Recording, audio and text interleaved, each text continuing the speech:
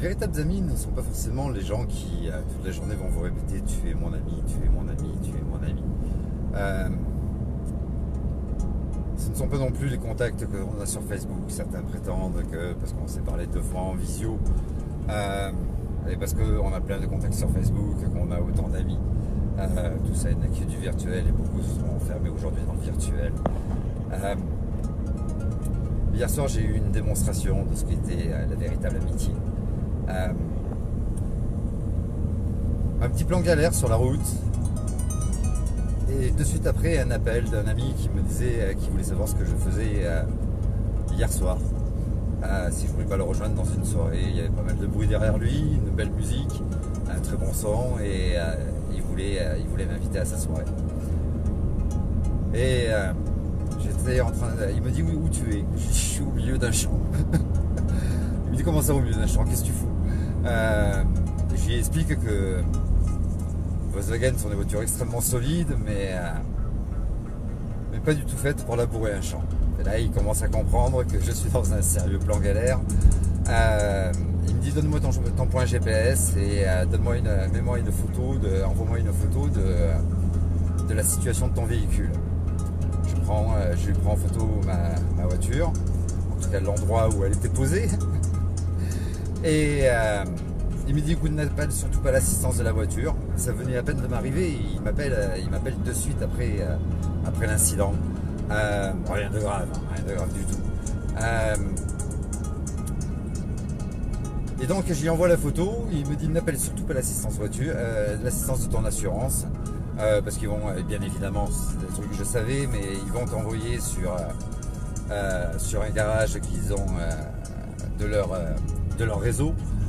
Tu vas payer un maximum. J'étais en pleine campagne, donc j'aurais eu une surfacture. Les garagistes sont experts en surfacturation, des réparations, etc. Il me dit j'arrive, je viens pour t'aider. Une heure plus tard, j'étais pas très loin de ma région. 1 heure plus tard, j'ai cru à un nouveau tournage d'une publicité Manpower. Il est arrivé sur place, un gros 4x4 avec 4 bonhommes assez gaillards, des bonhommes qui travaillent dans le BTP, et puis un camion plateau avec une grue de surélévation de véhicules. Tout le monde a galéré pendant un petit moment pour essayer de déblayer un petit peu la voiture pour pouvoir permettre de passer les sangles dessous. Et puis on a sorti la voiture de l'endroit, on l'a posée sur le plateau, et puis il y avait un garagiste qui conduisait donc le camion plateau. On est retourné chez les amis, et puis le garagiste est parti à son atelier. Et il m'a dit je vais essayer de te trouver une voiture de remplacement parce que sinon ça va être galère pour te raccompagner chez toi. Et le soir il me dit je t'ai trouvé ce soir il m'a dit je t'ai trouvé une voiture, un véhicule de remplacement, et en fait il m'a ramené ma voiture. Ce qui explique que je suis toujours dans le même véhicule. Ça m'a coûté un nouveau volant. Les airbags, c'est juste en fait un gros gant de boxe de 70 cm qui vous explose en pleine figure, mais qui vous fait un sacré hypercute.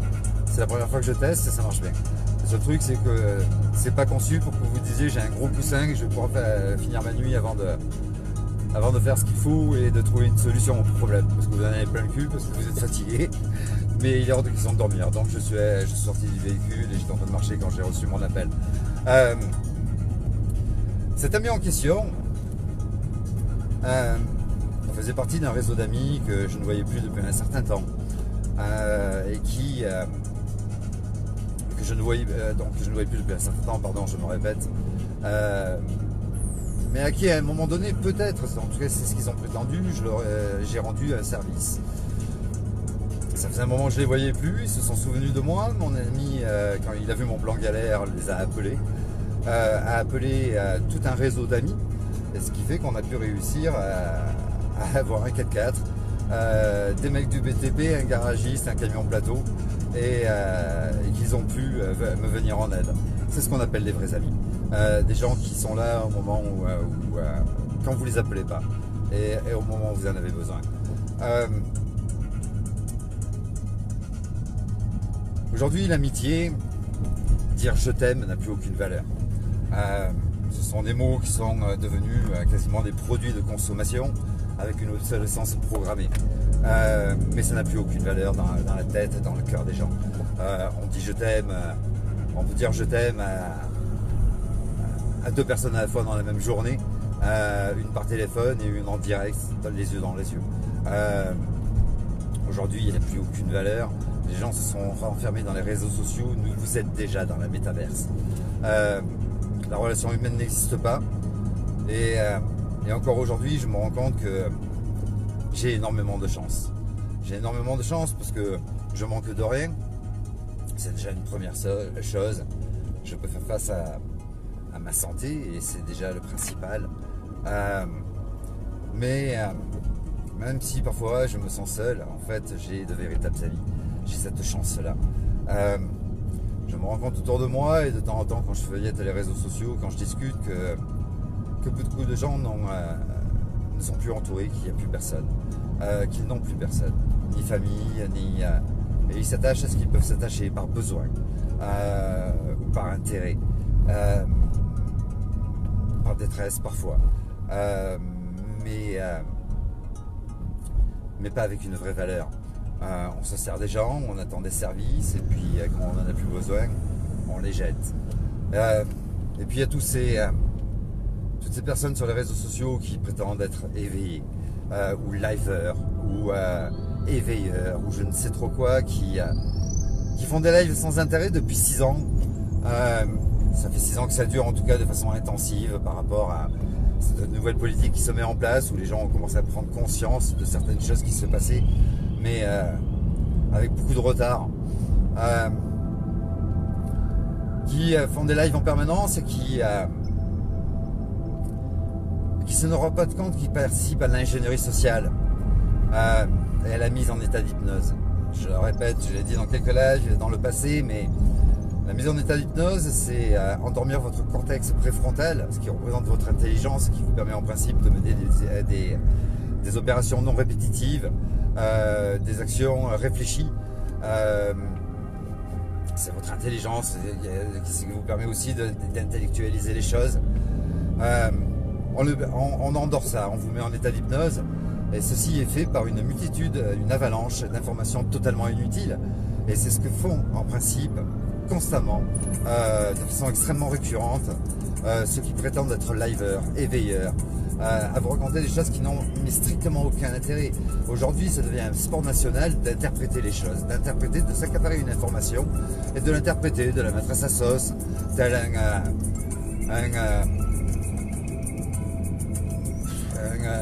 gars de TPMP ou un chroniqueur de TPMP ou un chroniqueur de BFM. On interprète les choses dans les déformes. Aujourd'hui, un simple fait divers, on va le déformer, on va chercher les photos sur internet qui ont été trafiquées, et on essaye par le système du biais cognitif, parce que sur internet aujourd'hui vous pouvez trouver n'importe quelle information qui confortera ce que vous pensez. On va exposer des images qui ont été trafiquées et qui mettent en valeur ce que vous pensez. Il y a une époque, quoi qu'il en soit, les émeutes suite à la mort d'un gamin dans une cité à cause de la police, les émeutes ont toujours existé.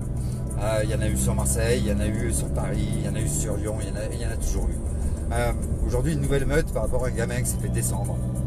Un gamin de 17 ans qui s'est fait descendre, alors qu'il conduisait une voiture, et pas n'importe quelle voiture, une Mercedes AMG, sans permis à 17 ans. Il s'est fait contrôler par la police. Peut-être, je ne sais pas, j'étais pas là. Mais c'est ce qui se raconte sur les réseaux sociaux. Peut-être que la police a été un petit peu agressive, mais on ne sait pas le comportement du jeune qui a poussé la police à être agressive. Le jeune redémarre, refuse d'obtempérer et il se fait tirer dessus. Et là on sort, tout le monde y va de son imagination. Personnellement, pour moi, je ne dis pas que je dis vrai, mais il me semble juste de dire que dès lors que des personnes armées assermentées pour l'être et qui représentent la sécurité, qui travaillent pour la sécurité, vous demandent de vous arrêter pour un contrôle. Et dès lors que vous refusez le contrôle et faites un délit de fuite ou un refus d'obtempérer, eh bien c'est leur devoir. C'est leur devoir de tirer. Parce qu'il y a un refus d'obtempérer. Et pour moi c'est normal qu'ils aient tiré. Et si tu fais un délit de fuite ou un refus d'obtempérer, eh bien tu prends le risque de te faire tirer dessus parce que ça ne doit pas se faire. Parce que c'est évident que tu vas te faire tirer dessus. Et ceux qui disent que la police a mal agi en le faisant, eh bien le jour où vous aurez un problème à cause d'un gars comme ça qui conduit comme une merde, au risque d'écraser, de tuer des gens, peut-être que vous regretterez que la police lui a pas tiré dessus. Et donc aujourd'hui on s'accapare ça. Il y en a qui disent regarde la mère ou la grand-mère, elles sont folles de joie, elles rigolent dans la voiture, elles rigolent sur les lives. Là aussi on s'accapare une information et on la déforme. On est tous des individus différents et nous n'avons pas tous la même façon d'interpréter nos émotions. Il y en a certains qui vont pleurer plus que de raison. Il y en a certains qui vont pleurer mais en fait ils vont faire exprès de pleurer pour exprimer leur joie, pour se mettre en situation de détresse alors qu'ils ne sont pas victimes. Ils ont peut-être une peine d'avoir perdu quelqu'un, mais ils ne sont pas victimes. On a vu lors du crime d'une jeune femme qui était partie faire son jogging, je ne me souviens plus des noms qui étaient cités dans l'information, qui avait disparu et retrouvée morte dans un bosquet, assassinée. Le mari, c'est une affaire qui a pas mal circulé sur les réseaux sociaux, qui a pas mal circulé aux informations, parce qu'il y a eu pas mal de rebondissements, on a suivi le procès. Le mari qu'on voyait faire partie du peloton de recherche qui cherchait avec tout le monde le corps de sa femme, et quand on l'a retrouvée morte, qui pleurait, alors que c'est lui qui venait de la tuer. Pleurer n'est pas forcément un sentiment sincère. On peut se forcer à pleurer, on peut pleurer pour se victimiser, ou pleurer parce qu'on n'arrive plus à se retenir, par un débordement d'émotions. Mais pleurer n'exprime pas forcément une peine. On peut pleurer aussi de joie. Et quand on a un grand malheur, eh bien certaines personnes vont afficher un sourire pour masquer leur peine, pour se montrer invulnérables, pour montrer qu'ils sont encore debout. Mais c'est pas parce qu'ils sourient ou qu'ils rigolent qu'ils ne sont pas dans la peine. Et cette maman ou cette mère, j'ai écouté tout à l'heure sur le téléphone d'un ami qui est en train de feuilleter les réseaux sociaux. Il y a quelqu'un qui disait, on dirait que la mère qui a perdu le petit Naël, je crois qu'il s'appelle comme ça, donc ce jeune homme de 17 ans qui s'était fait flinguer, on dirait qu'elle est au début de sa vie et qu'elle est heureuse. C'est une interprétation. C'est juste étaler sa logorée, sa diarrhée mentale, mais en aucun cas faire preuve de compréhension et faire preuve d'un vécu, où tes propres turpitudes ne regardent que toi, à savoir ta bassesse, et interpréter les choses sans aucune connaissance et sans aucune compétence pour pouvoir le faire, être psychologue, avoir des capacités en psychologie ou en mentaliste ou en mentalisme, pardon, en tout cas avoir des notions du comportement des autres et pouvoir les étudier. On ne peut pas l'interpréter. Il y en a beaucoup aujourd'hui qui s'approprient des capacités qu'ils n'ont pas, des compétences qu'ils n'ont pas, et ils vont se permettre de juger les uns et les autres. Et puis après, aujourd'hui, cette information, c'est faits divers qui ont toujours existé. À Marseille, des gens qui se font poignarder, c'est quasi quotidien. Et on ne l'affiche pas forcément sur les réseaux sociaux en disant c'est un coup d'État. Il y a donc cette histoire du petit Naël. Petit Naël, je vais arrêter de dire petit, il était loin d'être petit, il avait 17 ans, c'était pas un gamin non plus. Mais comme l'affaire d'Annecy, où un mec a pété un plomb tout simplement, et on voyait que c'était pas un tueur déterminé ou entraîné à tuer, on voyait que c'était un mec complètement paniqué, qui n'avait pas prémédité son acte, et qui d'un coup de folie est parti dans tous les sens avec la peur au ventre, parce qu'il avait peur, on le voyait, il s'éloignait des mecs qui voulaient essayer de l'interpeller, de le bloquer. Il essuyait le plus possible pour attaquer des personnes totalement vulnérables, des femmes, des enfants et des personnes âgées. Mais en aucun cas il s'en est pris à des personnes avec qui il pouvait affronter, qu'il pouvait combattre. Il s'en est pris à des victimes faciles. Certains ont prétendu au coup d'État. C'est pas tout à fait faux. Après, il y a eu l'affaire Palmade. Oui, il a tant de relations, il fréquentait les Macron, il fréquente aussi, c'est un coup d'État, etc. Après, on les oublie, ces informations. Mais ça permet juste de vous endormir et de faire en sorte que vous vous occupez pas de la véritable information, de ce que fait l'élite mondiale. Je parle bien de l'élite mondiale parce que moi, le gouvernement et Macron et ceux pour qui on aurait pu voter, les Le Pen, les Mélenchon, etc., ça n'aura rien changé. Comme je vous l'ai dit, la politique, c'est pas la politique qui dirige, normalement c'est le peuple, mais le président de la République n'a aucun pouvoir, ni le gouvernement, c'est le marché qui décide aujourd'hui. J'ai cité aussi dans pas mal de lives, bien que je ne me dise pas liveur, on va dire capsule, je préfère. Je vous parle de l'élite mondiale qui décide de tout. Et dont personne ne se préoccupe. Ils annoncent un gouvernement mondial, ils annoncent pas mal de choses qui vont se passer très bientôt, et ils ne se sont jamais trompés. Mais personne ne s'en préoccupe, tout le monde s'en contre-moque, ils préfèrent regarder des informations faciles à comprendre, à la hauteur de leur intellect. Ce qui leur permet pas de réfléchir, mais ce qui leur permet d'interpréter les choses. Donc l'affaire Palmade, il fréquente les Macron, il fréquente Mimi, il fréquente machin, il fréquente truc. Eh ben oui. C'est pas le style de gars qui va aller au McDo s'exposer alors qu'il a quand même une certaine notoriété, il va être facilement reconnu, qui va s'exposer dans des endroits publics comme nous on le fait, parce qu'on n'a pas les moyens d'accéder à d'autres endroits. J'ai une chance parce que j'ai des bonnes relations de pouvoir accéder à certains endroits, mais c'est uniquement par chance.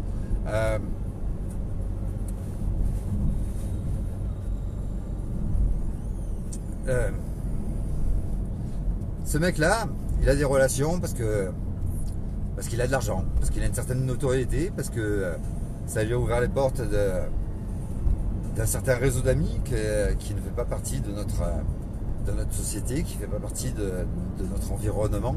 Et c'est tout à fait normal qu'il ait ces relations-là.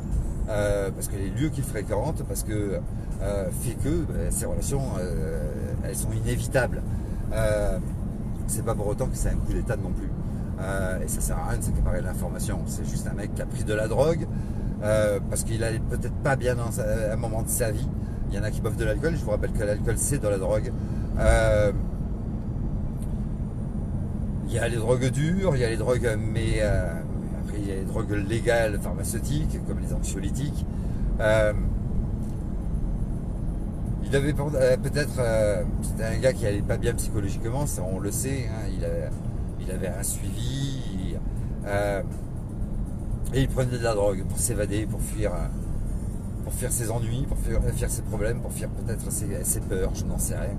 Je ne le connais pas et je ne vais pas interpréter là-dessus parce que mais certaines choses qui sont faciles à comprendre d'après l'information qu'on a sans essayer d'aller plus loin en disant c'est un coup d'État, etc. Comme l'affaire d'Annecy, comme l'affaire de ce gars Naël qui s'est fait dessouder par la police.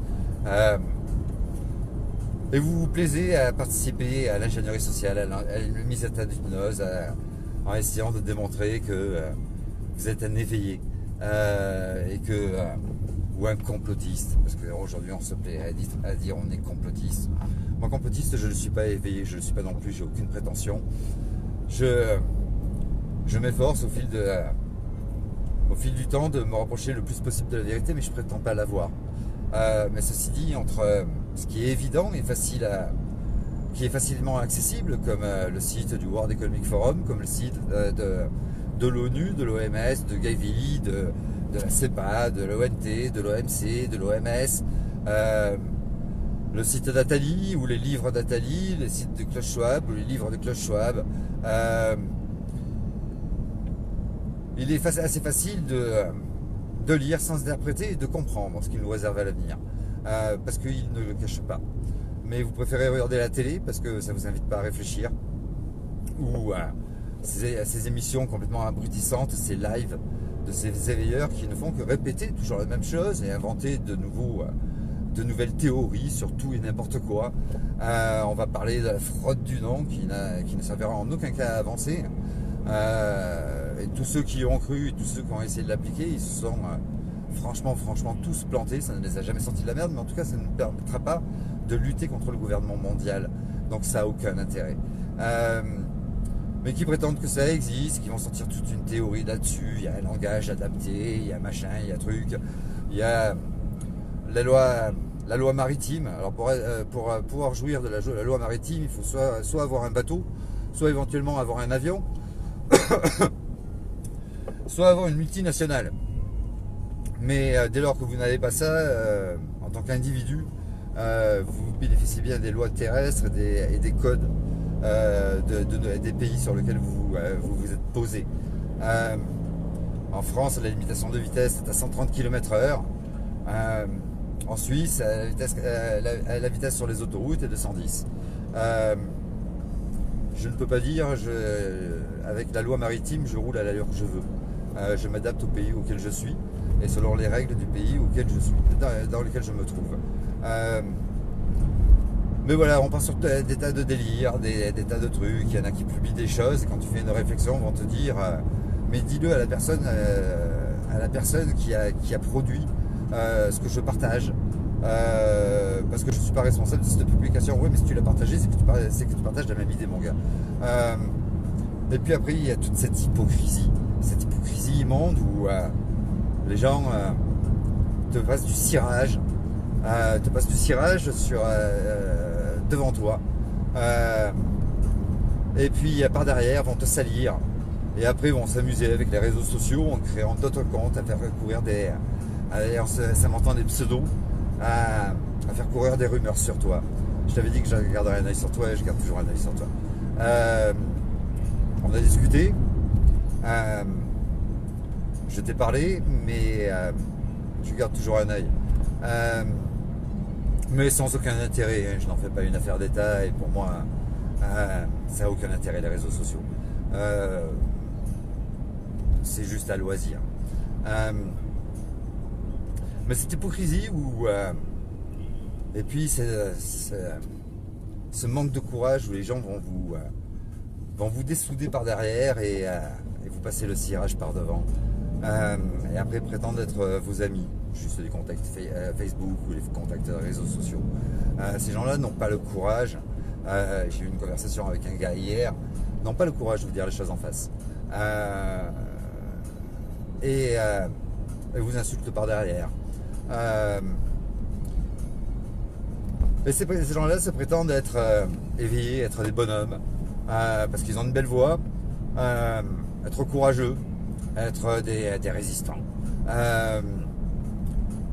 Mais ils s'expriment sous couvert de pseudo et se cachent derrière des logos ou des images. On est en train de sombrer, comme je le disais au début du live. Je me rends compte de la chance que j'ai d'avoir la vie que j'ai.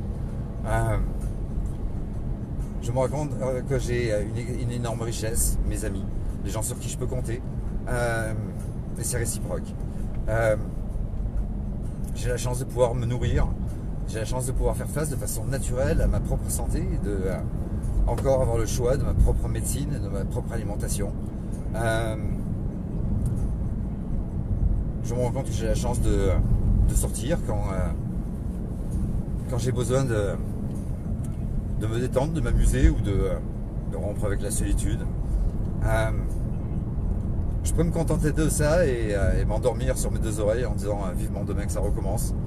Mais il me manque quelque chose.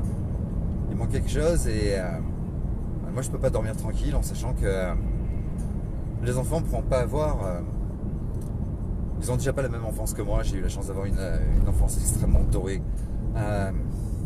avec une famille merveilleuse, une maman formidable, une grand-mère formidable, et tout autour des gens en tout genre, de toute classe sociale confondue, qui m'ont entouré enfant et qui ont fait que j'ai eu une enfance extrêmement belle.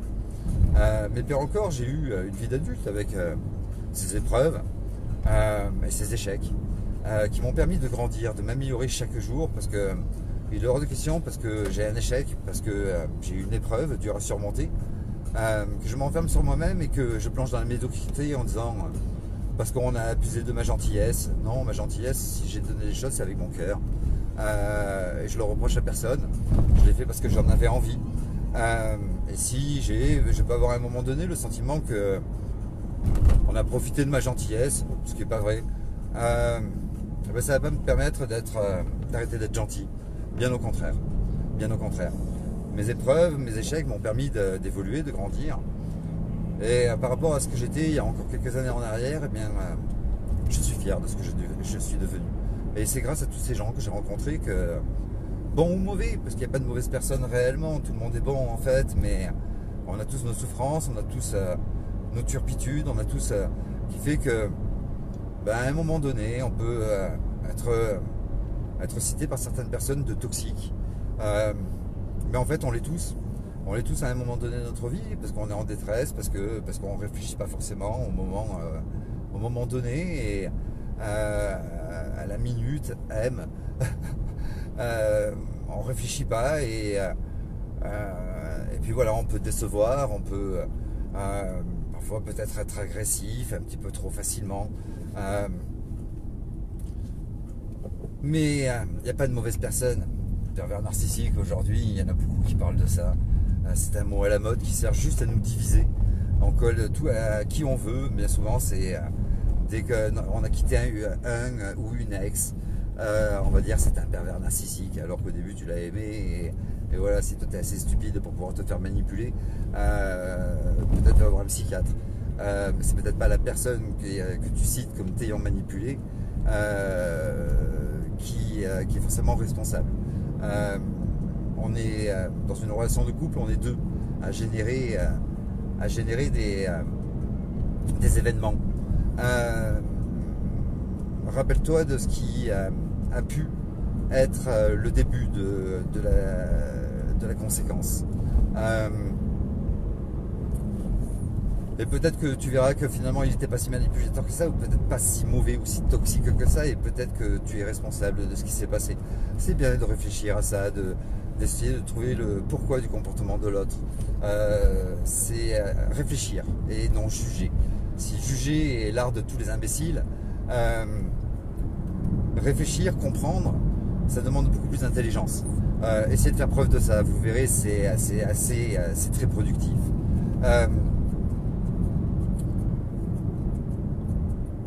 Aujourd'hui, ça me permet aussi d'en vouloir à personne. J'ai rencontré des gens qui, à un moment donné, ont pu me décevoir, peut-être, ou qui m'ont mis en colère, peut-être aussi. Mais ce fait d'essayer de comprendre le pourquoi m'a permis de leur donner des tas d'excuses, d'essayer de comprendre pourquoi ils ont fait ce qui m'a déçu, ou ce qui m'a mis en colère, ce qui fait que je leur en veux absolument pas. C'est pas que je pardonne facilement, mais le fait de comprendre fait que bien, on n'a pas le droit d'en vouloir.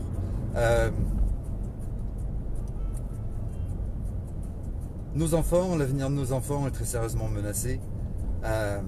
Et moi, je peux pas dormir et être totalement heureux, bien que il y a les paillettes, il y a cette poudre aux yeux, il y a tous ces gens très élégants, toutes ces femmes très bien maquillées, très bien habillées, qui ne demandent qu'à être séduites.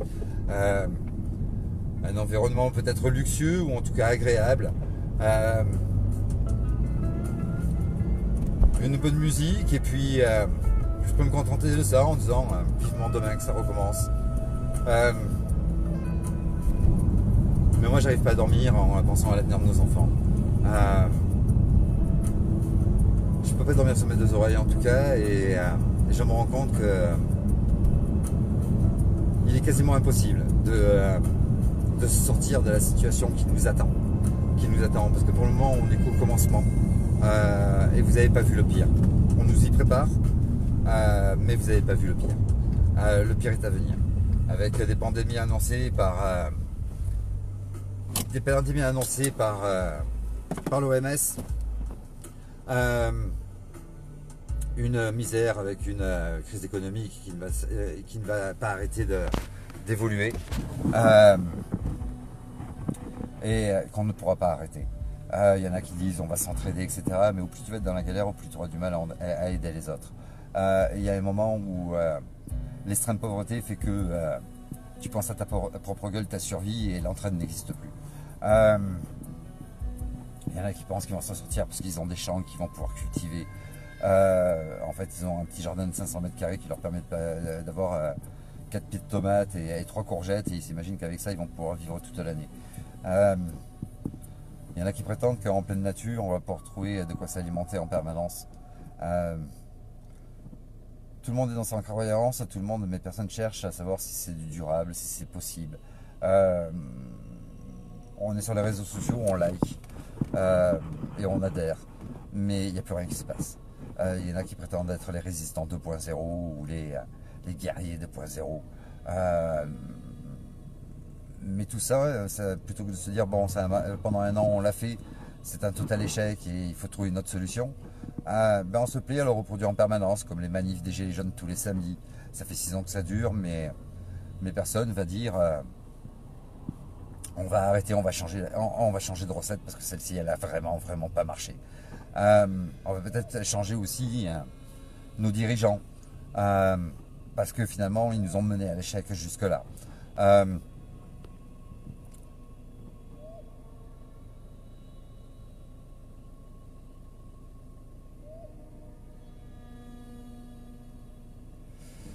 Salut Angela.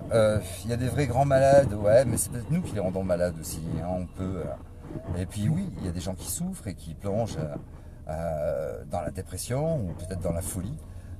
Mais ça ne veut pas dire que ce sont des grands malades, ce sont des gens qui ont besoin d'aide. Bien souvent, c'est la société qui va les faire rentrer dans des cases en disant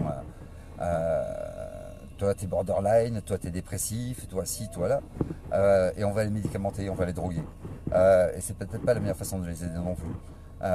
Quelqu'un de dépressif, il va voir une fois par semaine un psychologue, et peut-être qu'il aura à son domicile tous les jours une infirmière qui va venir lui faire absorber des médicaments et veiller à ce qu'ils les absorbent. C'est presque le forcer sans respecter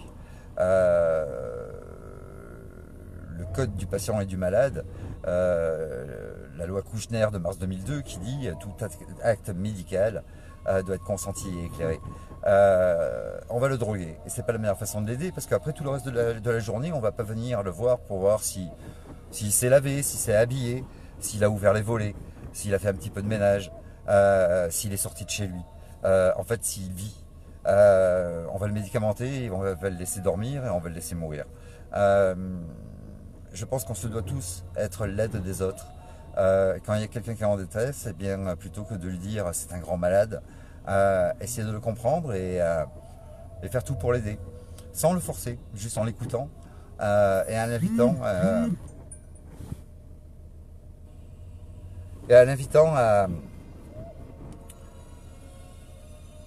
à sortir, à lui dire allez viens on s'habille, et puis ou viens on fait un petit peu de ménage, viens on va faire un tour dehors, en prétextant des choses, viens m'aider, je vais faire des courses, ça va être peut-être un petit peu lourd à porter, etc. Enfin il y a des tas de façons d'aider quelqu'un en prétextant qu'il va t'aider. Il va falloir arrêter de s'afficher en disant je suis ton ami ou je vais t'aider. S'afficher, c'est pas forcément vouloir aider la personne, c'est se mettre en valeur. De mon côté, en tout cas, je préfère dire à une personne viens m'aider à faire ça, plutôt que lui dire je vais t'aider, je vais te faire sortir, etc., etc. Regarde, j'ai été là au moment où j'ai rien fait pour toi, c'est toi qui as fait toi-même.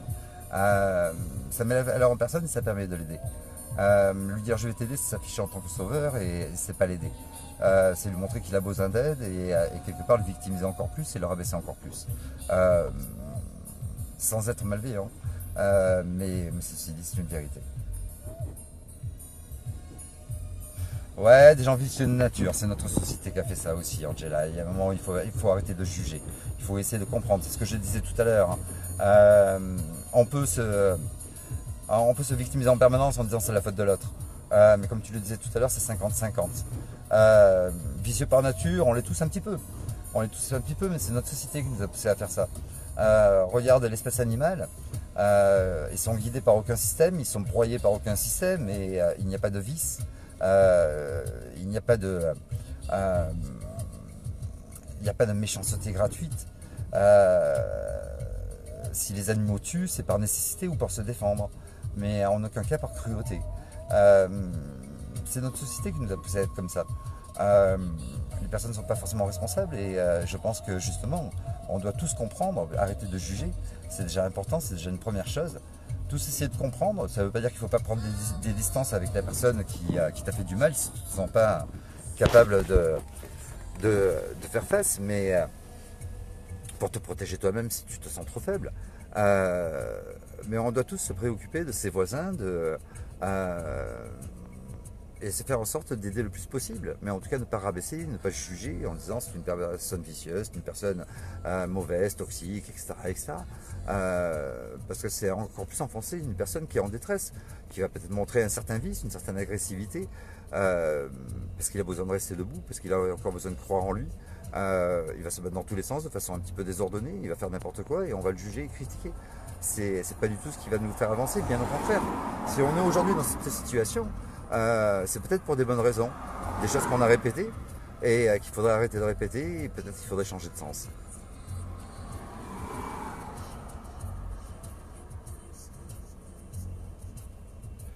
Les animaux sont naturels et nous non, tu as totalement raison, notre alimentation, nos loisirs, cette société, nos croyances, etc. ont fait de nous ce qu'on est aujourd'hui et nous ont poussés dans la situation dans laquelle nous nous trouvons. Donc c'est à nous de changer et déjà commencer à se comprendre et puis à faire avancer d'une autre façon. J'ai eu pas mal d'épreuves, Angela, et je pense qu'on en a beaucoup discuté ensemble.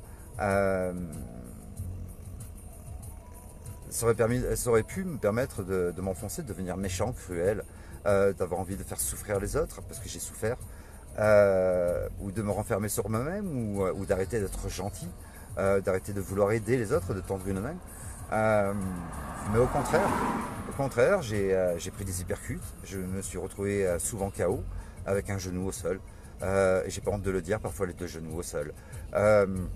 J'ai réussi à me relever seul, ou parfois avec un réseau d'amis ou ma famille qui ont su m'entourer et me remettre debout. Mais c'est pas pour autant que j'ai décidé de changer et de devenir médiocre. Bien au contraire, ça m'a levé, toutes ces épreuves, tous ces échecs m'ont levé et m'ont permis d'être meilleur. Et je pense que c'est à nous tous d'essayer d'évoluer dans ce sens. Tant qu'il y aura des camps d'un côté, il y aura les camps de l'autre côté. C'est ce que je dis aux racistes. Effectivement, des racistes, il y en a dans toutes les origines, dans toutes les religions, il y en a de partout. Mais tant qu'il y aura des camps d'un côté, ça alimentera la haine des camps de l'autre côté. Et c'est le jour où on dira bah, finalement t'es pas différent de moi, t'as un cœur qui bat, t'as du sang rouge qui coule, t'as juste une couleur de peau, une religion ou une sexualité différente, parce qu'aujourd'hui la sexualité aussi est un moyen de se fuir, de se détester, de se haïr, parce qu'on va pointer du doigt. Alors qu'il n'y a rien de différent, la sexualité est quelque chose de totalement personnel, comme ton dossier médical, si tu as été vacciné ou pas, ça ne regarde que toi, et on n'a pas à te critiquer parce que tu as été vacciné. Et à un moment donné, tu t'es senti obligé ou tu as cru. Qui s'est pas fait bananer dans sa vie pour pouvoir critiquer l'autre qui s'est fait bananer parce qu'il a cru que le vaccin allait le sauver. Et pourquoi critiquer ces gens-là? Il y en a qui se disent éveillés aussi dans ce domaine-là, mais en se prétendant être éveillés, ils disent savoir, et savoir c'est oublier d'apprendre, et je crois qu'on ne sait pas encore tout. Mais voilà, il y en a certains qui se sont sentis obligés, il y en a certains qui se sont dit si j'abandonne mon boulot, si je perds mon boulot, c'est la fin de ma vie. Moi j'ai choisi de fermer ma société et de ne pas accepter le vaccin, mais ça a été un choix personnel, et ça ne veut pas dire que je suis plus intelligent qu'un autre. C'est un choix que j'ai fait. Ça m'a mis dans une certaine galère financière. mais il y a toujours une solution au problème et j'ai eu la chance d'avoir la solution pour pouvoir survivre et pouvoir vivre sans besoin d'argent. Mais je fais pas appel aux dons, je me débrouille par moi. J'ai eu la chance. D'autres ne l'ont pas eu. Il y en a aussi qui se sont fait vacciner, comme mon fils à Marseille, parce qu'il voulait aller en boîte. 2 mois après, les boîtes ont fermé. Est-ce que je dois critiquer ce gamin? J'ai pas le droit. Il a fait ce qu'il ressentait au moment où il le ressentait, avec une famille derrière qui lui a dit qu'il croyait au vaccin et qui lui ont dit que ce serait bien de se protéger parce qu'ils étaient bienveillants, ces gens-là. Parce que depuis 50 ans, ils ont entendu dire que les vaccins c'était bien, que ça nous protégeait des maladies, que ça nous protégeait des virus. Alors que c'est faux, mais on leur a vissé dans le crâne. C'est rentré dans notre société, dans notre culture, le vaccin. On dit majeur et vacciné. On a appris Louis Pasteur à la petite école. On nous l'a vissé dans le crâne depuis longtemps et très peu ont la capacité de se remettre en question, de remettre en question leur savoir, de remettre en question tout ce qu'ils ont appris. Et restent avec les informations qu'ils ont reçues il y a des années en arrière. On n'a pas le droit de les critiquer, ces gens-là. C'est pas qu'ils sont plus cons ou moins intelligents que nous, ou que quiconque d'ailleurs. On se plaît à se critiquer, à se diviser, alors qu'on ne se rend pas compte qu'on est les collabos de ce système. On est tous les collabos de ce système, quoi qu'il en soit. Je m'en rends compte tous les jours, moi-même. Je ne suis pas meilleur qu'un autre, je ne suis pas le plus mauvais, mais je ne suis pas le meilleur non plus. Mais en tout cas, chaque jour, je m'efforce d'aider les gens qui ont besoin de moi, ou même ceux qui n'en ont pas besoin. Je m'efforce d'évoluer, de progresser, de moins collaborer à ce système. Je fais l'effort chaque jour d'être plus humain, plus attentif aux autres, de plus en plus bienveillant, parce que j'ai envie de faire survivre l'humanité. Je le fais pour l'avenir de nos enfants, comme je l'ai dit, avec la chance que j'ai d'avoir tout ce que j'ai, même si j'ai peu. Et bien quelque part, ça ne me permet pas de dormir sans mes 2 oreilles. Je pourrais être égoïste et dire tout va très bien, j'ai 52 ans, je vais continuer le reste de ma vie tranquille. J'ai pas envie.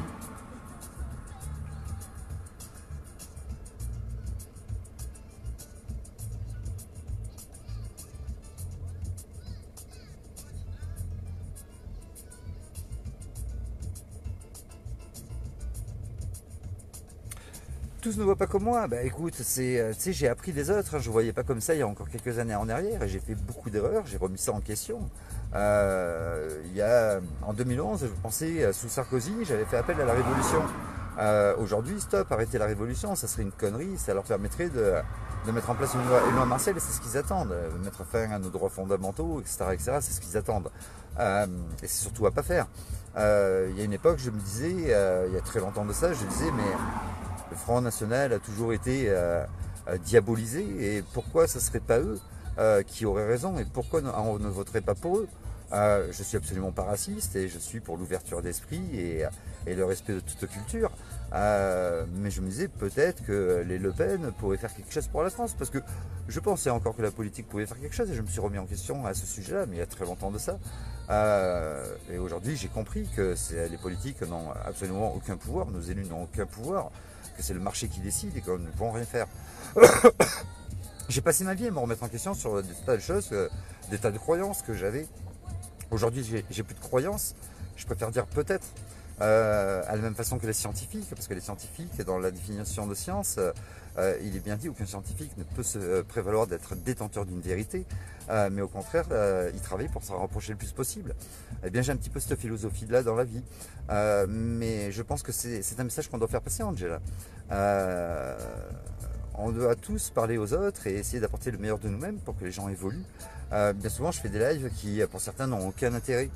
J'expose une situation, quelque chose qui m'est arrivé, en espérant que certaines personnes y trouveront une solution à leurs problèmes, ou peut-être ça allumera une lumière dans une case quelque part qui feront qu'ils iront mieux, ou trouveront une solution à leurs problèmes de santé. Donc voilà, je fais des lives où souvent, comme je dis, je vomis ce que j'ai sur le cœur. mais c'est jamais de façon anodine que je le fais, c'est juste pour permettre à certaines personnes, quand j'ai trouvé une solution à un problème, c'est pas exposer mes problèmes, j'en ai rien à foutre. D'ailleurs, si je devais les exposer, je pense qu'il y en a beaucoup qui iraient voir un psychiatre après. Euh, J'expose les étapes de ma vie qui m'ont permis de grandir et auxquelles j'ai trouvé une solution qui peut servir à certaines autres personnes. J'expose pas ma vie privée forcément. C'est juste des étapes de ma vie qui peuvent enrichir.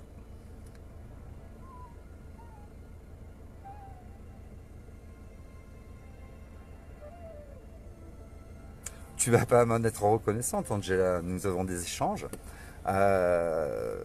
Tu m'as permis de m'enrichir aussi. On a beaucoup parlé ensemble. À un moment donné, on se parle un petit peu moins parce qu'on a moins le temps, parce que tu travailles, parce que moi j'ai ma vie aussi. Mais dans nos échanges, tu m'as enrichi aussi. Tu m'as permis d'évoluer parce que ce que tu m'as exposé m'a permis de réfléchir aussi.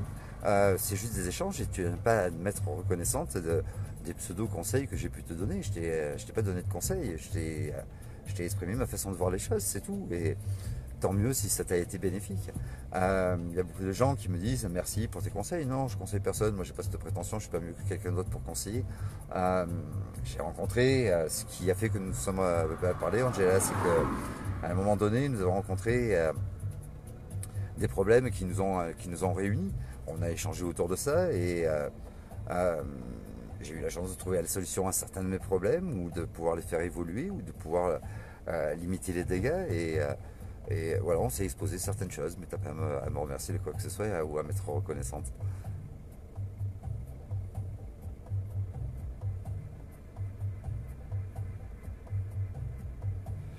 Je suis navré pour toi, mais c'est le mal de notre société, le burn-out. Hein. C'est quelque chose que j'ai connu et j'ai du mal à retrouver toutes mes capacités que j'avais avant. Il y a une fatigue au niveau des documents. J'ai du mal aujourd'hui à suivre l'administratif et j'ai plus envie de le faire en fait, de remplir des documents, etc. Je m'en branle d'eux. Et ils me le rendent bien d'ailleurs. Donc oui, c'est un petit peu le mal de notre société. On est tous un petit peu épuisés par cette avalanche d'informations qu'on suit sur les réseaux sociaux et qui nous fait du mal plus que du bien. Il y en a qui disent ça ne permettra pas d'évoluer, mais ça permet de donner une information aux autres. Est-ce que ça a été bénéfique de balancer des informations en permanence en faisant des lives? Pas du tout. Pas du tout. Ça nous a permis d'en arriver là où nous sommes aujourd'hui et ça ne nous a pas permis d'évoluer. Et certaines personnes tombent dans un burn-out parce qu'on raconte que des problèmes sur les réseaux sociaux, à la télé. C'est pour ça que j'ai arrêté la télé aussi. On voit que des problèmes, et à la fin de la journée, une fois que tu as visité Facebook et que tu as regardé BFM, tu as envie de prendre de tes mestas et de te pendre. Il faut changer notre façon de vivre et se rendre compte que finalement, il suffit de sortir de chez soi plutôt que d'allumer la télé le soir après un bon repas. Tu mets un petit gilet s'il fait frais le soir et tu vas faire un tour dehors, même seul. Tu vas te faire un petit tour dehors, tu t'installes sur un banc, tu regardes les gens passer simplement. Il y a un couple d'amoureux qui va passer et c'est joli à voir, un couple d'amoureux. Moi j'adore ça. Je jouis de leur bonheur. Où tu discutes avec des gens, mais voilà, la vie elle n'est pas dans les écrans et on s'est tous encollés à ça. On est en train de s'emprisonner tous, c'est un danger plus qu'autre chose et des gens vivent que par les réseaux sociaux, ils sont connectés 24 heures sur 24. J'ai eu cette période extrêmement difficile où j'étais en burn-out, où j'étais en dépression et j'ai été collé 24 heures sur 24 et c'est pas ce qui m'a permis de me relever en aucun cas, ça me permettait de m'enfoncer encore plus. Il faut sortir de tout ça. Parce qu'on y reçoit, c'est de l'ingénierie sociale quoi qu'il en soit. Ces gens-là qui sont enfermés dedans vont mettre plein de pancartes avec des images, des jolies images, et un petit texte où il y a des vraies valeurs qu'ils n'appliquent absolument pas, mais ils prétendent les appliquer sur les réseaux sociaux. Ils s'inventent une deuxième vie, mais dans la réalité ils ne le sont pas du tout. L'humanité est en train de s'éteindre, c'est grâce à nous tous, grâce aux réseaux sociaux, grâce à cette putain de télévision. Grâce à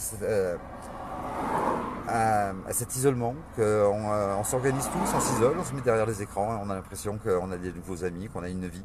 C'est ce qu'on appelle la métaverse et elle va pas cesser d'évoluer, mais vous êtes en train de vous emprisonner tous dedans. La vraie vie, elle est dehors. n'y a pas besoin d'argent pour passer une bonne soirée. Il y a des soirées pétanques qui s'organisent dans tous les quartiers, c'est l'été. Il y a des soirées, moi à 8h du matin, j'étais en train de faire un barbecue. Après le plan galère que j'ai eu cette nuit, 8h du matin, c'était barbecue et crudité.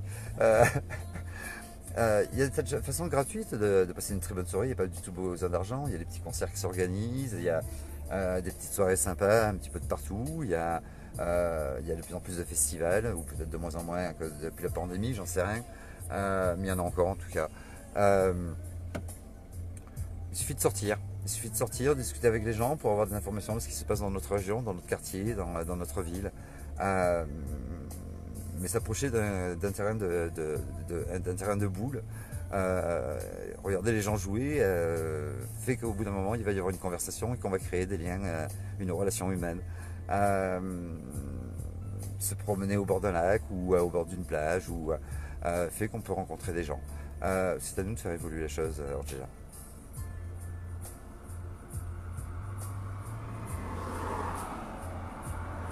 Ouais, on est d'accord sur le fait que ta région est pas propice à ce qu'une femme puisse sortir la nuit, effectivement.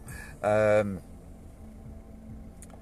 y a les soirées privées aussi, entre amis, se faire une soirée cuisine, se faire une soirée, s'inviter chez les uns chez les autres et reproduire ce que vous voyez à l'été. Il y a une époque, je sais pas si ça existe encore, où je crois que ça s'appelait un dîner presque parfait. On peut le faire en réel, moi, fut un temps, je le faisais avec des amis. On s'invitait, on essayait de se noter sur nos repas et on essayait de faire évoluer notre cuisine et on se marrait bien. C'était super rigolo, c'était pas histoire de nous critiquer, c'était histoire de rigoler, de découvrir l'art culinaire d'autres pays ou d'autres régions de France. Et il y a des choses qu'on peut faire à la maison, organiser une soirée Mikado ou une soirée belote, une soirée n'importe quoi, mais pas rester enfermé derrière les écrans. Et je peux pas te conseiller de te donner pour ton burn-out parce que c'est un état d'épuisement mental, mais il faut pas t'en limiter à ça et t'enfermer sur toi-même. Il faut te donner un coup de pied et te faire une rigueur en fait. Te faire une rigueur à reprendre un bon rythme toute la journée. C'est ce que j'ai fait quand j'ai eu mon burn-out en tout cas. Je me suis écrit sur un papier tout ce que je devais faire dès le matin et jusqu'au soir. Et au fur et à mesure, je barrais tout ce que je faisais et ça me permettait de dire bah waouh, ça avance. Et j'étais assez content de moi quand ça avançait vite. Je me disais allez, je m'accorde une pause. Il faut surtout pas laisser rester sur le côté et laisser ton cerveau gamberger. Il faut t'occuper en permanence en fait. En faisant des mots croisés, en faisant un puzzle, en faisant du bricolage, en faisant ce que tu aimes faire surtout, de la cuisine, ce que tu as envie, mais t'occuper en permanence pour pas laisser ton cerveau gamberger. Aller au-devant des gens et ne pas se fermer, oui, c'est surtout la solution à recréer cette humanité qui est en train de se diviser, de mourir tout simplement. Dans les années 70-80, les gens se discutaient dans la rue, dans mes quartiers. Il y avait les vieux Marseillais avec le petit béret qui était assis sur les marches de l'escalier ou dans un banc, enfin sur un banc, sous un platane à l'ombre. Il faisait très chaud à Marseille, mais ils sortaient tous, ils étaient tous devant chez eux. Il y avait les personnes âgées avec qui on pouvait discuter. Il y avait les gens qui jouaient au boule, il y avait les gens dans la rue, on discutait à l'arrêt de bus. Tout était prétexte à pouvoir se côtoyer à une époque, à créer un nouveau réseau, ou simplement à discuter 5 minutes, à avoir un échange sympathique 5 minutes avec quelqu'un. Dans les années 80, c'était encore possible. En tant que jeune, je me suis rendu compte que ça devenait de moins en moins possible quand il est apparu la techno en boîte de nuit, où on ne pouvait plus communiquer du tout, où l'ambiance était un peu plus électrique, un peu plus tendue, un peu plus nerveuse. Il y avait plus ce côté où on pouvait s'amuser ensemble en boîte de nuit, à faire des chorégraphies sur du Barry White ou sur du Claude François, où tout le monde s'amusait ensemble. Et on passait de très bonnes soirées et on avait non seulement un échange verbal, mais un contact physique avec les personnes. Quand on faisait une chorégraphie, on peut se retrouver à mettre la main sur l'épaule de l'autre, et ça créait des liens. Tout ça, aujourd'hui, on l'a détruit. C'est à nous, aujourd'hui, de faire en sorte de côtoyer les autres, de mettre un climat de confiance, d'être bienveillant, surtout. Il faut absolument qu'on le fasse tous. On doit tous s'y engager. Et quand on a quelqu'un qui te rend service, c'est pas un prix qu'il te fait. C'est quelque chose qui t'a offert avec le cœur. Il ne faut pas attendre que cette personne ait besoin de toi pour lui rendre un service. Il faut la patate chaude qu'on t'a mis dans les doigts en te rendant un service, il faut la donner à quelqu'un d'autre et rendre service autour de toi à qui on aura besoin, pas forcément à celui qui t'a rendu service. Il ne faut pas s'enfermer dans un clan où on se rend service les uns les autres. C'est que moi je sais qu'en permanence, et sans me filmer, si je peux donner un coup de main à une personne âgée qui a des courses un peu lourdes et qui sort d'un magasin, ça ne me coûte rien, 5 minutes de mon temps à lui dire écoutez, je vais vous aider, je vais vous accompagner jusqu'à devant votre porte. Bien souvent, elles sortent un petit billet comme si j'étais un petit gamin de 12 ans, ou elles veulent m'inviter à boire un café. Et il en est hors de question. J'ai fait ça parce que j'avais envie de le faire et ça m'a fait plaisir de le faire. Et quelque part, je repars avec le sourire parce que j'ai rendu service avec quelqu'un. C'est extrêmement agréable d'être bon en fait.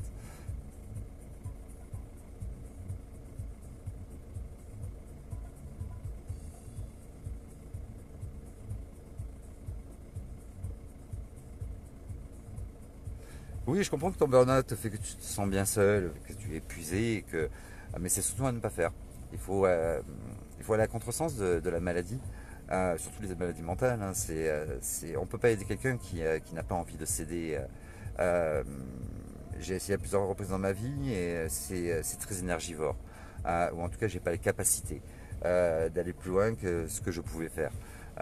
Donc au bout d'un moment, plutôt que de, euh, de m'énerver ou d'avoir un comportement moins agréable, j'ai préféré me retirer. Euh, c'est pas pour toi que je dis ça, Angela, mais c'est une vérité, c'est une simple vérité, c'est qu'au bout d'un moment on s'épuise à essayer d'aider les autres et si la personne n'a pas envie de s'aider, ça va devenir énergivore. Mais cependant, il faut que tu ailles à contresens de ta maladie. Elle t'enferme, elle te couche, eh bien lève-toi. Elle t'enferme, sors. Et je t'ai dit, le fait d'écrire sur un papier tout ce que tu dois faire demain et avoir le plaisir au fur et à mesure que tu fais les choses, dès que tu te réveilles, de barrer les choses que tu as faites, est extrêmement entraînant en fait. Et quand tu vois que tu as de l'avance sur ta journée de tout ce que tu dois faire, en y mettant aussi des loisirs, hein. Tu vas faire un puzzle, faire du tricot, faire je sais pas ce que tu as envie de faire quelques pompes, faire un petit peu de marche, faire quelques exercices au sol. Au fur et à mesure que tu barres, si tu vois que tu as pris de l'avance sur ta journée, tu t'accordes une petite pause euh, et tu as une satisfaction d'avoir avancé. Et surtout, ne pas laisser ton cerveau gangréner. Si tu restes sans rien faire, si tu te renfermes sur toi-même, si tu t'isoles, pardon, euh, eh bien tu risques de plonger encore plus. C'est pas évident de se sortir de ça. Il faut une force mentale terrible. Euh, je peux dire que j'ai cette chance-là parce qu'en fait, depuis enfant, on m'a formé pour avoir une force mentale, pour pouvoir, malgré mes peines, mes doutes, l'oppression et tout le reste, dire je reste debout, je continue à avancer. Ce serait à leur rendre service que de me casser la gueule ou de m'effondrer. J'ai pas le droit, même si je me suis effondré. Il y a des moments où je me disais qu'est-ce que tu fais là, tu es en train de leur donner, de leur faire plaisir. Et le but c'est pas de leur faire plaisir, donc tu te relèves et tu montres que tu vas bien, que tu es dynamique, que tu refais du sport, que tu regrossis si tu as perdu du poids, en tout cas pour moi. Il y en a qui ont d'autres problèmes que moi. Mais voilà, Angela, ne te laisse pas aller. Ne te laisse pas aller et fais en sorte de pouvoir échanger. Et quand tu échanges, ne parle pas de tes problèmes, parce que les gens vont te fuir. Parce qu'ils ont déjà eux leurs propres problèmes et parler des problèmes, ils en ont un petit peu marre d'entendre des problèmes de partout. Euh, écoute, écoute, c'était très intéressant d'écouter les autres déjà. Euh, et puis parle des belles choses. Les gens vont s'intéresser à toi. Tu vas te sentir apprécié parce que tu les fais rire ou parce que tu racontes des belles choses de ta vie. Euh, parce que même si on a eu beaucoup de malheur, on a tous des belles choses à raconter. Euh, mais ne te laisse pas aller dans le burn-out parce que c'est presque mortel le truc.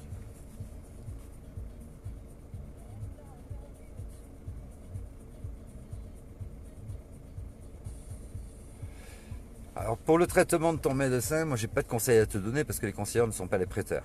Mais la médecine du médicament, la médecine allopathique est loin d'être bienveillante, en tout cas d'après moi. D'après moi, et ça ne regarde que moi, ça ne concerne que moi, ma façon de penser. Hein. Euh, mais ceci dit, je suis la preuve vivante quelque part, et toute ma famille est la preuve vivante que quelque part, j'ai raison. Euh, Mes proches et les gens que j'aime, dès qu'ils sont sortis du médicament, parce qu'à un moment donné, ils y ont plongé, sont sortis du médicament et ont fait le choix d'une autre solution. Alors bien sûr, hein, il ne faut pas le faire par nous-mêmes, il faut être conseillé par des véritables professionnels. Quand je dis véritables professionnels, c'est pas ceux qui disent être naturistes, parce qu'ils ont décidé de l'être, mais des gens qui sont réellement naturistes, comme par exemple Irène Grosjean, qui est une femme extraordinaire. Je ne vais pas citer son prénom, mais j'ai rencontré une femme magnifique sur les réseaux sociaux qui a été une élève d'Hélène Grosjean et qui ne prétend pas pouvoir donner les conseils, qui m'a permis de beaucoup évoluer, mais qui va exposer certaines solutions comme ça. Et puis après, il y a certains professeurs en médecine, certains scientifiques qui vont donner de très bons conseils aussi pour se sortir de problèmes de santé sans passer par la médecine allopathique. Comme par exemple le professeur Joyeux qui fait de très très belles conférences et qui explique que notre santé est dans notre assiette. Ça aussi c'est quelque chose qu'il faut revoir, Angela, l'alimentation. C'est très important de penser à ton alimentation parce que c'est la base de tout. Si tu manges du prédigéré, comme j'ai tendance à dire, de ces plats Danone, Nestlé, Findus, conneries, compagnie. D'ailleurs, je ne sais même pas si ça existe encore, Findus, j'en entends plus parler. Ou ces McDo et ces conneries, il est clair que ta santé ne peut pas aller, même ta santé mentale. Au plus tu prends des molécules chimiques, même de laboratoire ou médicales, pharmaceutiques, tu apportes de la chimie à ton corps et ton corps n'est pas destiné à recevoir de la chimie. Donc c'est pas peut-être pas, en tout cas à mon sens et d'après tout ce que j'ai appris par rapport à toutes les étapes de ma vie qui m'ont obligé à prendre conscience, à apprendre certaines choses de notre santé, me permettent de penser ce que je pense aujourd'hui, mais je ne dis pas que c'est une vérité absolue. C'est à toi de voir si tu as envie d'évoluer sans médicaments, ou si tu préfères une autre solution qui est plus naturelle et qui correspond réellement à notre santé, puisque nous sommes des êtres naturels.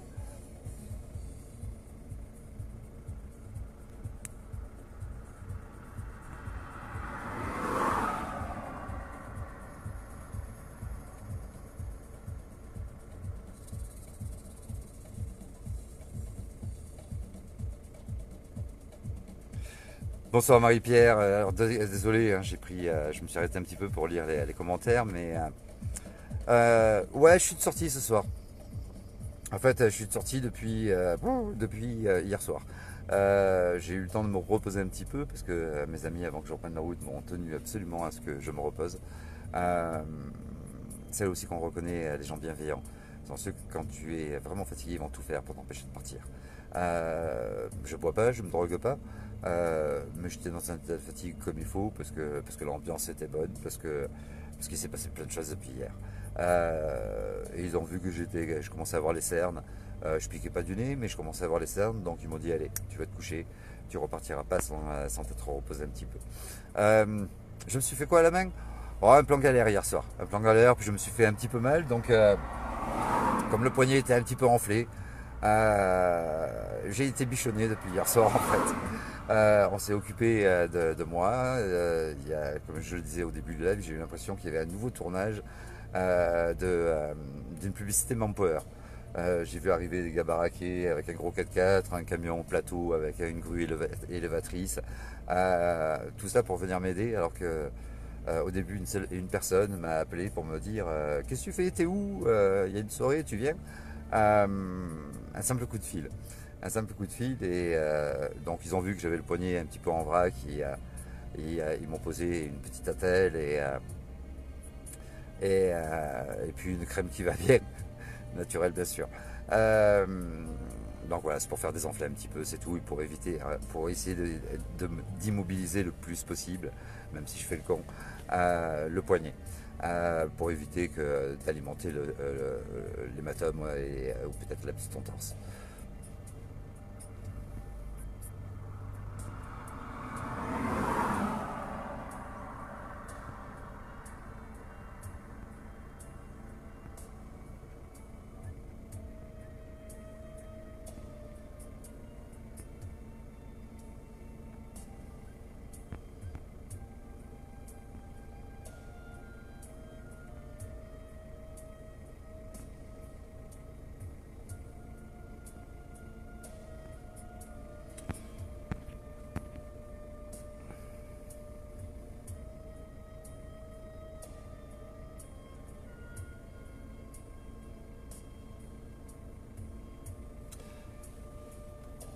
Alors pour ce qui est des choses naturelles, Angela, fais-toi guider par les gens extrêmement compétents. Ne te contente pas de ceux qui sont sur les réseaux sociaux et qui vont te donner des conseils.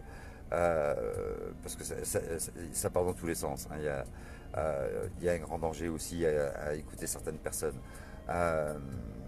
qui ont juste besoin de briller ou qui ont envie de rendre service, mais qui donnent des conseils qui ne sont pas forcément positifs.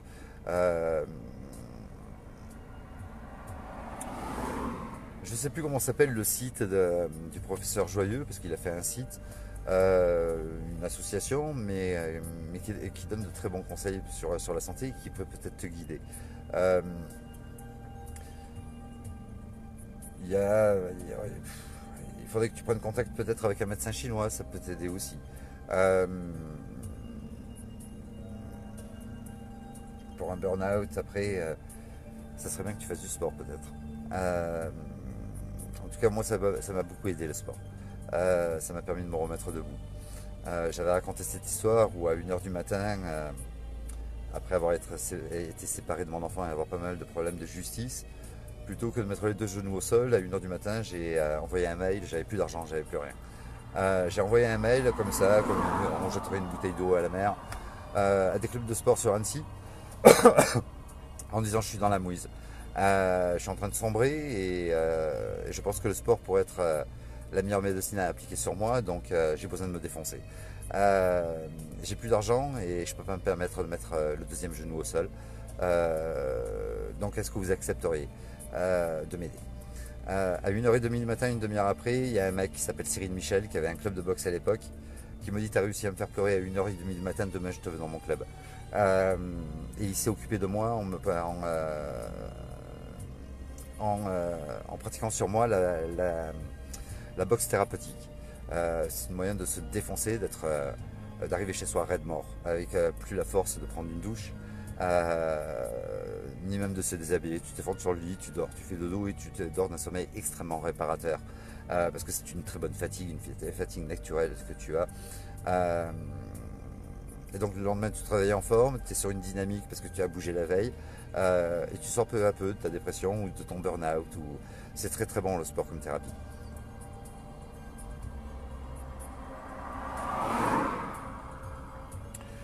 Comment va mon fils? Bah écoute, il va bien, je peux pas trop en dire sur les réseaux sociaux, mais dans l'ensemble on peut dire il va très bien. En tout cas il garde le sourire. Ça pourrait être mieux, euh, mais c'est pour bientôt. En tout cas j'espère.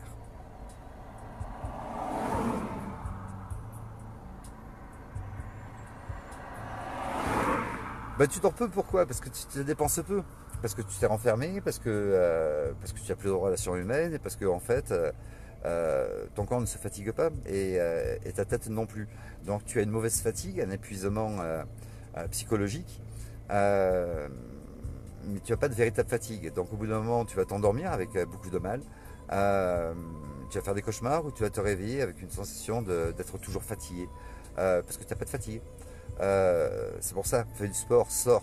Le matin quand tu te réveilles, si on a la possibilité, quand tu n'as pas ta fille, euh, eh bien va faire un tour dehors. Dis-toi, aujourd'hui je vais faire 10 km. Tous les jours tu dois faire 10 km de marche. Impose-toi-le sur la liste que tu écris sur le frigo. Tous les jours 10-15 km de marche. Ça paraît beaucoup comme ça, mais en fait c'est que dalle, hein. C'est 5 allers-retour, 5 km aller, 5 km retour. Et ça se fait tout seul. Euh, Tu te poses ça dès le matin, donc ce qui t'oblige à non seulement prendre une petite douche avant d'aller marcher ou courir, ou faire du vélo, t'habiller. Tu vas pas rester dans ton pyjama avec l'envie de ne pas aller dans la salle de bain, avec l'envie de te laisser vivre, de te laisser aller. Ça va déjà te dynamiser, une bonne douche, ça réveille déjà. Euh, Évite l'eau chaude, évite l'eau tiède même si tu peux. Essaie de t'habituer le plus possible en diminuant la température à l'eau froide. Tu verras que tu te sentiras beaucoup mieux. Euh, Parce que la chaleur apportée à notre corps de façon synthétique, déjà nous sommes des animaux, donc à la base on ne devrait même pas avoir de vêtements, on est fait pour vivre. Et on s'est habitué à un petit confort, la petite doudoune, le petit plaid sur le canapé, posé sur les jambes, le chauffage à côté, les chaussures qui sont totalement contraires à notre santé. Hein. C'est plus un dommage pour notre santé qu'un bien, les chaussures. Et il serait bon de les enlever le plus souvent possible pour marcher dans l'herbe, marcher dans la terre. On dit qu'on a 3 cœurs, les scientifiques le prétendent en tout cas, et c'est une vérité. Nos talons, et chez tous les animaux c'est pareil, en tout cas chez la plupart des animaux, nos talons sont des pompes qui permettent au sang de remonter.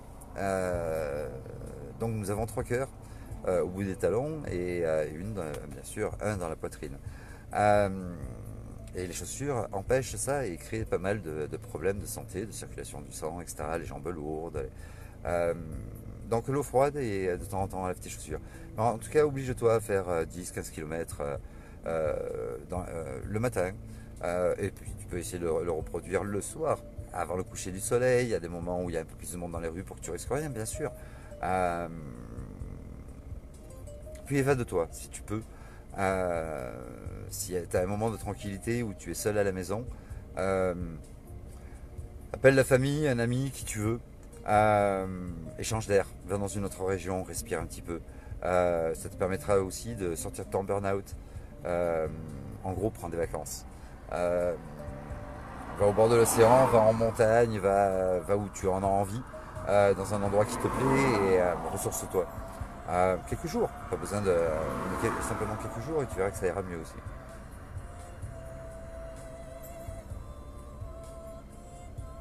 C'est exactement ça, et l'épuisement psychologique n'est pas forcément quelque chose de bien, c'est quelque chose d'extrêmement dangereux parce que tu n'as pas une bonne fatigue. C'est pour ça que j'ai tendance à dire qu'il faut faire souffrir son corps pour enlever la souffrance qu'on a dans la tête. Mais c'est un petit peu ça, mais ça ne veut pas dire se tanker les aiguilles, se couper avec une lame de rasoir ou se brûler avec une cigarette. C'est avoir des efforts physiques extrêmement épuisants qui vont créer des douleurs comme les courbatures, ou pendant l'acte des douleurs musculaires, parce qu'on va forcer plusieurs fois en faisant des pompes ou de la muscu dans les salles. Pour ceux qui habitent en ville, c'est bien. Pour ceux qui habitent en montagne, quand il y a des salles de sport avec une baie vitrée qui montre les montagnes en face de toi et que tu es en train de courir sur un tapis roulant, j'arrive pas à comprendre le concept. Hein. Le mec il paye pour faire ce qu'il pourrait faire en face dans la montagne. Il la regarde et il court sur un tapis roulant. Moi je délire, ça me fait rire ce genre de truc. Mais c'est très à la mode, on se met un petit fuseau, fluo, etc. pour être le plus chic, le plus beau dans la salle de sport. Et j'arrive pas à comprendre. Mais mais épuise-toi physiquement, dépasse tes limites. Dès que tu vois que tu es fatigué, tu te dis j'y vais encore. Et tu verras que là, c'est là que la bonne fatigue arrive et qui fait que tu n'as pas besoin de médicaments. Parce que quoi qu'il en soit, si tu pousses un petit peu l'extrême de ton corps à pousser tes limites en sport, tu vas créer des tas de drogues naturelles, dont les drogues du bonheur. Et tu n'auras pas besoin de prendre des anxiolytiques qui sont destinés à faire la même chose. Hein. Stimuler les glandes qui envoient dans le sang et dans le cerveau les drogues du bonheur qu'on crée naturellement. Tu le fais par le sport, tu obtiendras le même résultat, mais en mieux, parce que tu t'intoxiqueras pas par des molécules.